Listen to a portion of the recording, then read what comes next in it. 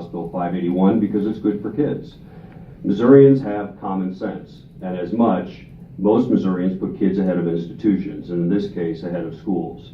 If a school is failing their students, most Missourians would not force their kids to go to that school just because the failing school needs the money. We see that in polling. In a recent national poll, voters overwhelmingly support school choice. 80% of Republicans, 72% of parents and grandparents, 67% of African Americans.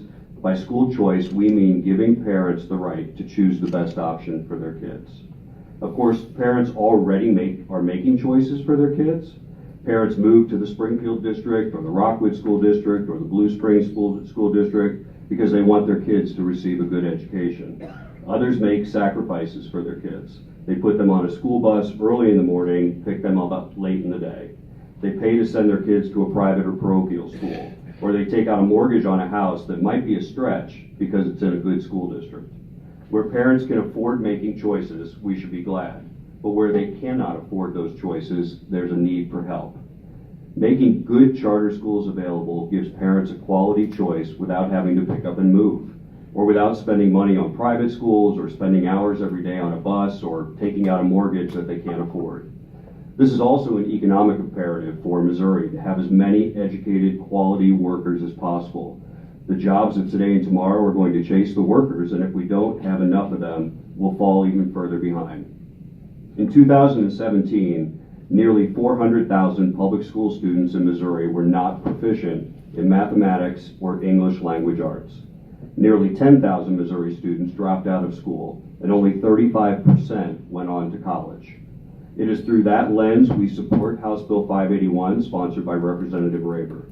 It would allow charter schools to open in charter counties and cities with populations greater than 30,000 when there, as we've been hearing about, community support for one.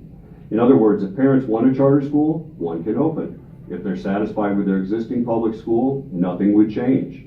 No parents are ever compelled to send their kids to a charter school. The bill addresses another issue in neighborhoods where there are vacant, sometimes dilapidated, closed school buildings. The bill would make it illegal for school districts to prohibit these eyesores, or eyesores to be, from being used for a charter public school. But the legislation also toughens accountability for all charter schools and sponsors. For instance, it makes it easier to close underperforming charter schools with an automatic closure provision, and prohibits sponsors of a failed charter school from sponsoring new schools until the Missouri State Board of Education has completed an evaluation to determine whether the sponsor is complying with state standards. Charter schools already face tough standards to opening and remain open. They're held accountable by state law, state regulations, and their own charter.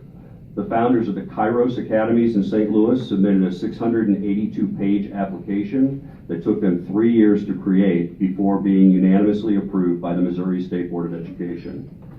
Parents who are dissatisfied with their local public school should not be forced to move to a different school district, send their kids to private schools, or send them to a public school they believe is going to fail their kids.